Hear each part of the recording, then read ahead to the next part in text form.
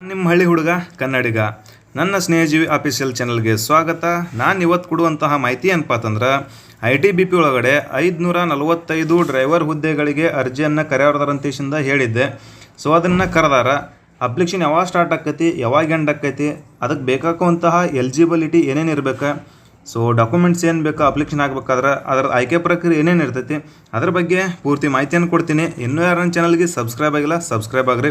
Video skip ಮಾಡೋಕೆ ಹೋಗ್ಬೇಡ್ರಿ, video ಲಾಸ್ಟನ್ನು ನೋಡಿರಿ. ನಾನು ಕೊಡುವಂಥ ಮಾಹಿತಿಗಳು ಇಷ್ಟ ಆಗತ್ತಿದ್ರೆ ಸೊ ಹಂಗೆ ನಿಮ್ಮ ದೋಸ್ತರಿಗೂ ಶೇರ್ ಮಾಡಿರಿ, ಅವ್ರಿಗೂ ಹೆಲ್ಪ್ ಆಗಲಿ. ನೋಡಿರಿ, ITBP ಒಳಗಡೆ ಡ್ರೈವರ್ ಹುದ್ದೆಗಳನ್ನು 545 ಹುದ್ದೆಗಳನ್ನ ಕರೆದಾರ. ಸೊ ಅಪ್ಲಿಕೇಶನ್ ಸ್ಟಾರ್ಟ್ ಆಗೈತಿ 8/10/2024 ಹಿಡ್ಕೊಂಡ 6/11/2024 ಕೊನೆಯ ದಿನಾಂಕ ಐತೆ. ಅಂದರೆ ಇವತ್ತಿನ ಸ್ಟಾರ್ಟ್ ಆಗೈತಿ. ಸೊ ಯಾರ್ಯಾರ್ದು ಹೆವಿ ಬ್ಯಾಡ್ಜ್ ಡ್ರೈವಿಂಗ್ ಲೈಸೆನ್ಸ್ ಐತಿ, 10ನೇ ಪಾಸ್ ಆಗೈತಿ, ಅಂಥವ್ರು ಮಾತ್ರ ಇದನ್ನು ಅಪ್ಲಿಕೇಶನ್ ಹಾಕ್ಬೋದು. ಸೊ ಇಲ್ಲಿ ನೋಡ್ಬೋದು, ನೀವು ಇಲ್ಲಿ ಕೊಟ್ಟಾರ ನೋಡ್ರಿ, 10ನೇ ಕ್ಲಾಸ್ ಪಾಸ್ ಆಗಿರಬೇಕು. ಸೊ ಮತ್ತು ಹೆವಿ ಲೈಸೆನ್ಸ್ ಇರಬೇಕು ಕಂಪಲ್ಸರಿ, ಲೈಟ್ ಇದ್ರೆ ನಡೆಯಂಗಿಲ್ಲ. ವಯೋಮಿತಿ ನೋಡ್ರಿ 21 ಹಿಡ್ಕೊಂಡ 27 ವಯೋಮಿತಿ ಇರ್ಬೇಕು. ಇನ್ನೇನು ಯಾವ ಡೇಟ್ ಆಫ್ ಬರ್ತ್ ಅಂದ್ರೆ ಯಾವ ಡೇಟ್ ಆಫ್ ಬರ್ತ್ ಒಳಗೆ ಜನಿಸಿರಬೇಕು ಅದನ್ನು ನೋಡ್ಕೊಳ್ರಿ. ಇಲ್ಲಿ ಕೊಟ್ಟಿದ್ದಾರೆ ನೋಡ್ರಿ, 7/11/1997 ಹಿಡ್ಕೊಂಡ 6/11/2003. ಸೊ ಈ ಡೇಟ್ ಆಫ್ ಬರ್ತ್ ಒಳಗೆ ಯಾರು ಜನಿಸಿರಿ, ಸೊ ಅವ್ರದ್ದು 6/11/2024 ಅಂದ್ರೆ 21 ವಯಸ್ಸು ಕಂಪ್ಲೀಟ್ ಆಗಿರ್ಬೇಕು. ಸೊ ಅಲ್ಲಿ ತನಕ ಯಾರ್ಯಾರ್ದು ಆಗಿರ್ತದಿಲ್ಲ ಅವ್ರು ಏನೈತಿ ಅಪ್ಲಿಕೇಶನ್ನ ಹಾಕ್ಬೋದು. ಇದು ಯಾರಿಗಂದ್ರೆ ಜನರಲ್ ಕಾಸ್ಟ್ ಅವದ್ದವರಿಗೆ ಮಾತ್ರ. ಇನ್ನು OBC ST ದವರಿಗೆ ಏನೈತಿ ಮೀಸಲಾತಿ ಐತಲ್ಲ, ಆ ಕಾರಣಕ್ಕಾಗಿ ST ದವರಿಗೆ 5 ವರ್ಷ ಸಡಿಲಿಕ್ಕೆ ಐತಿ, OBC ದವರಿಗೆ 3 ವರ್ಷ ಸಡಿಲಿಕ್ಕೆ ಐತೆ. ನೀವೇನೈತಿಲ್ಲ ಅದ್ರೊಳಗೆ ಪ್ಲಸ್ ಮಾಡ್ಕೊಳ್ರಿ, ಅದನ್ನು ನೋಡ್ಕೊಂಡು ಯಾವ ಡೇಟ್ ಆಫ್ ಬರ್ತ್ ಹುಟ್ಟಿರ್ಬೇಕಂತೇಶಿಂದ ನೋಡ್ಕೊಳ್ರಿ, ಆಯಿತಾ. ಸೊ ಇನ್ನು ಯಾವ ಕಾಸ್ಟಿಗೆ ಎಷ್ಟು ಹುದ್ದೆಗಳದ ಅಂತ ಕೇಳ್ತಿದ್ರಲ್ಲ, ಜನರಲ್ದವ್ರಿಗೆ 209, SC ದವ್ರಿಗೆ 77, ST ದವ್ರಿಗೆ 40, OBC ದವರಿಗೆ 164, EWS 55, ಟೋಟಲ್ 545 ಹುದ್ದೆಗಳದಾವ. ಓಕೆ, ಅಪ್ಲಿಕೇಶನ್ ಏನೈತಿ ಜನರಲ್ ಕಾಸ್ಟ್ದವರಿಗೆ 100 ರೂಪಾಯಿ ಚಲನ ಇರ್ತೈತಿ, SC ST ದವರಿಗೆ ಯಾವುದೇ ಚಲನ ಇರೋದಿಲ್ಲ. ಇನ್ನು ಹೈಟ್ ನೋಡ್ಕೊಳ್ರಿ. ಹೈಟ್ ಸರ್ ನಾನು ಕಡಿಮೆ ಐತಿ ನಡೀತೈತೆ ಅಂತ ಕೇಳಕ್ಕೆ ಹೋಗ್ಬೇಡ್ರಿ. ಸೊ ಕರೆಕ್ಟಾಗಿ ನೋಡ್ಕೊಳ್ರಿ. ಹೈಟ್ 170 ಸೆಂಟಿಮೀಟ್ರ್ ಯಾರಿಗೆ ಜನರಲ್ ಕಾಸ್ಟ್ ST ದವರಿಗೆ, ಸೊ OBC ದವರಿಗೆ ಪ್ರತಿಯೊಬ್ಬರಿಗೆ ಏನೈತಿ 170 ಸೆಂಟಿಮೀಟ್ರ್ ಐತಿ. ಎದೆ ಸುತ್ತಳಿತ 80ರಿಂದ 85, OBC ಇದ್ರೆ 85 ಆಗ್ಬೇಕಾ. ಸೊ ಇದು ಏನು ಜನರಲ್ ಕಾಸ್ಟ್ ಅವ್ರಿಗೆ, OBC EWS ಎಲ್ಲರಿಗೂ, SC ದವ್ರಿಗೂ ಮತ್ತು ST ದವರಿಗೆ ಮೀಸಲಾತಿ ಐತಿ 162.5. ಸೊ 77 ನಾರ್ಮಲ್ ಎದೆ ಸುತ್ತಳಿತ, 82 OBC ಇದ್ರೆ ಆಗ್ಬೇಕಾ. ಇನ್ನು ಮರಾಠ ಕಾಸ್ಟ್ದವ್ರಿಗೆ 165 ಹೈಟ್ ಐತಿ, ಎದೆ ಸುತ್ತಳಿತ 78, OBC ಇದ್ರೆ 83 ಆಗ್ಬೇಕಾ. ಇದು ಮರಾಠ ಕಾಸ್ಟ್ದವ್ರಿಗೆ ಮೀಸಲಾತಿ ಐತಿ. ಇನ್ನು ಉಳಿದಿರ್ತಕ್ಕಂಥವ್ರಿಗೆ ಯಾರಿಗೆ ಮೀಸಲಾತಿ ಇರುವುದಿಲ್ಲ, ಆಯಿತಾ.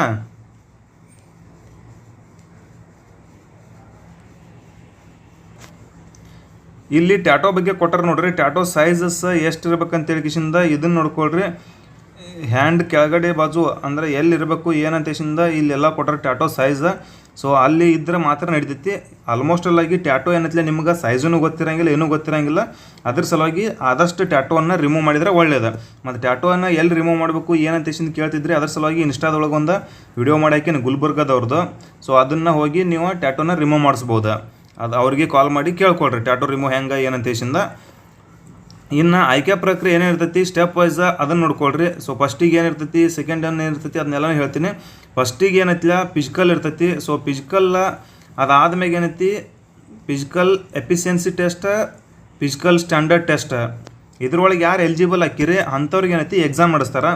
ಸೊ ಎಕ್ಸಾಮ್ ಆದ್ಮ್ಯಾಗ ಏನೈತಿ ಟ್ರಯಲ್ ಟೆಸ್ಟ್.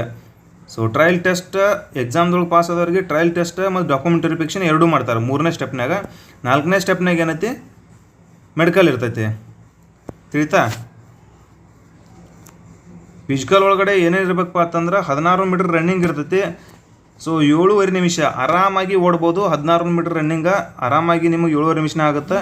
ನೆಕ್ಸ್ಟ್ ಒಂದು ಏನೈತಿ ಲಾಂಗ್ ಜಂಪ್ 11 ಫೀಟ್ ಐತಿ, 3 ಚಾನ್ಸ್ ಇರ್ತಾವೆ. ಹೈ ಜಂಪ್ 3.5 ಫೀಟ್ ಐತಿ, 3 ಚಾನ್ಸ.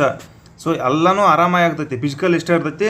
ಸೊ ಇದ್ರ ಮೇಳಕ್ಕೆ ಏನೈತಿ ಚೆಸ್ಟ್ ಮತ್ತು ಹೈಟ್ ಅದನ್ನ ಹೇಳಿ ಅದು ಫಿಸಿಕಲ್ ಸ್ಟ್ಯಾಂಡರ್ಡ್ ಟೆಸ್ಟ್ ಒಳಗೆ ಬರ್ತೈತಿ. ಸೊ ಇದ್ರೊಳಗೆ ಯಾರು ನೀವು ಆಯ್ಕೆ ಆಗ್ತಿರಲ್ಲ ಅಂಥವ್ರಿಗೆ ಏನೈತಿ ಎಕ್ಸಾಮ್ ನಡೆಸ್ತಾರೆ. ಎಕ್ಸಾಮ್ ಪ್ಯಾಟರ್ನ್ ನೋಡ್ಕೊಳ್ರಿ, ಏನೇನು ಇರ್ತೈತಿ ಎಷ್ಟು ಇರ್ತೈತಿ ಅಂತೇಶಿಂದ. ಎಕ್ಸಾಮ್ 100 ಕ್ವಶನ್ಗಳು ಇರ್ತಾವೆ, 100 ಮಾರ್ಕ್ಸಿಂದ ಇರ್ತೈತಿ. ಸೊ ಜನರಲ್ ನಾಲೆಜ್ ಏನೈತಿ 10 ಕ್ವಶನ್ಗಳ, ಸೊ 10 ಮಾರ್ಕ್ಸ. ಹಿಂದಿ ಅವ್ರ ಇಂಗ್ಲೀಷ್ ಗ್ರಾಮರ್ 20 ಕ್ವಶನ್ಗಳ 20 ಮಾರ್ಕ್ಸ. ಮ್ಯಾಥ್ಸ್ ಏನೈತಿ 10 ಕ್ವಶನ್ಗಳ 10 ಮಾರ್ಕ್ಸ. ಮತ್ತು ಇನ್ನೇನೈತಿ ಮೋಟ್ರ್ ಟ್ರಾನ್ಸ್ಪೋರ್ಟ್ ಸಂಬಂಧಪಟ್ಟಿರ್ತಕ್ಕಂಥದ್ದು, ಗಾಡಿಗೆ ಸಂಬಂಧಪಟ್ಟಿರ್ತಕ್ಕಂಥ ಪ್ರಶ್ನೆಗಳನ್ನ ಕೇಳ್ತಾರೆ. 60 ಕ್ವಶನ್ಗಳ 60 ಮಾರ್ಕ್ಸ್ ಇರ್ತೈತೆ. ಸೊ ಇದು ಏನೈತಿಲ್ಲ ಎಕ್ಸಾಮ್ ಪ್ಯಾಟರ್ನ್ ಇದೆ. ಅತಿ ಹೆಚ್ಚು ನಿಮ್ಗೆ ಗಾಡಿಗಳಿಗೆ ಸಂಬಂಧಪಟ್ಟಿರ್ತಕ್ಕಂಥ ಪ್ರಶ್ನೆಗಳನ್ನ ಕೇಳ್ತಿರ್ತಾರೆ. ಅದನ್ನ ಬಗ್ಗೆ ಎಲ್ಲನೂ ಓದ್ಕೊಡ್ರಿ. ಇದಕ್ಕೆ ಯಾವ ಬುಕ್ಸ್ ತೊಗೋಬೇಕು, ಏನು ಮಾಡಬೇಕು ಅಂತ ಹೇಳಿ ಕೇಳ್ತಿರ್ತೀರಿ. ಫ್ಲಿಪ್ಕಾರ್ಟ್ ಒಳಗೆ ಸರ್ಚ್ ಮಾಡಿರಿ ITBP ಡ್ರೈವರ್ ಜಾಬ್ ಬುಕ್ಸ್ ಅಂತ ಹೇಳಿಂದ SKದವ್ರದ್ದು ಐತಿ. ಸಾಕಷ್ಟು ಕೆಲವೊಂದಿಷ್ಟು ಆಥರ್ಗಳಿಂದ ಇರ್ತೈತಿ. ಹಿಂದಿ ಅವ್ರ ಇಂಗ್ಲೀಷ್ ಒಳಗೆ ಎಕ್ಸಾಮ್ ಇರುತ್ತೆ, ಕನ್ನಡ ಒಳಗೆ ಇರಂಗಿಲ್ಲ. ಅದನ್ನು ಕೇಳಕ್ಕೆ ಹೋಗ್ಬೇಡ್ರಿ, ಹೊಳ್ಳಿ ಕನ್ನಡನಾಗ ಇರ್ತೈತಿ ಅಂತ ಹೇಳಿಂದ. ಸೊ ಯಾರು ಎಕ್ಸಾಮ್ ಪಾಸ್ ಹಾಕಿರಿ ಅಂಥವ್ರಿಗೆ ಏನೈತಿಲ್ಲ ಡಾಕ್ಯುಮೆಂಟ್ ವೆರಿಫಿಕೇಷನ್ ಅಂದರೆ ಟ್ರಯಲ್ ಟೆಸ್ಟ್ ಹೋಗ್ತಾರೆ.